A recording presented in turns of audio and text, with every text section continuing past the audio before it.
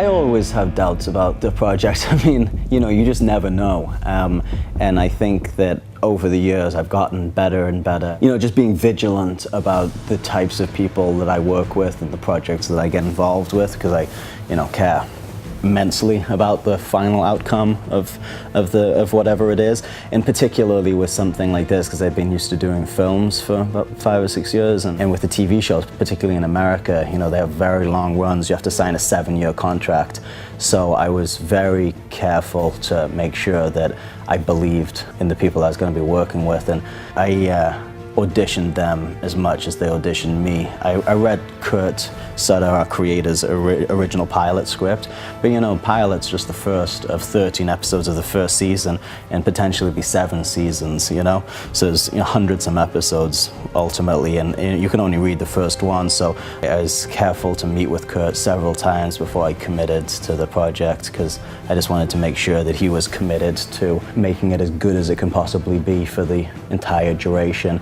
And then also, there was some safeguards. Art Linson and John Linson are the 2 producers that have a very, very good track record. Art Linson has produced Heat, Fight Club, and Fast Times at Ridgemont High, and The Untouchables, and Into the Wilds, the movie that just came out. So he has a very, very strong track record. So I felt good about it.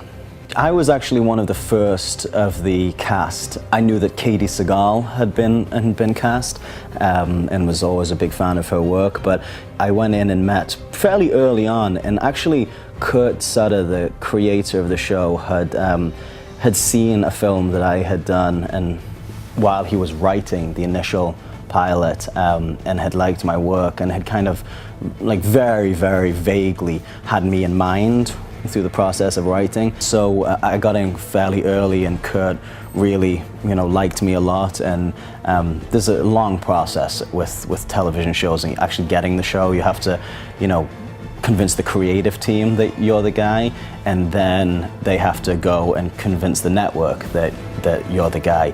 And Kurt was adamant that he didn't want to create a very competitive situation in terms of that, because he just felt like he had found me and was dedicated to me being his guy. And so I was the only one that normally there's a screen test where you'll go in and test to get, he'll have 4 or 5 choices, and you'll all go and do an audition in front of a long panel of executives.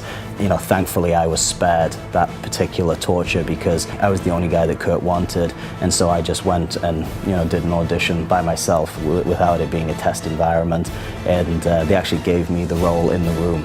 It all felt as though it was meant to be. This has been one of the best bonding experiences I've had with a group of actors, and I think it just goes back to Kurt and how talented he and John Linson, our producer, are, because they spent a great amount of time casting this and really did an impeccable job finding a very, very unique and diverse group of actors, which I think represents very, very well the reality of outlaw motorcycle culture, because they're a very colorful and diverse group of people that are, invested in that lifestyle and are living that lifestyle,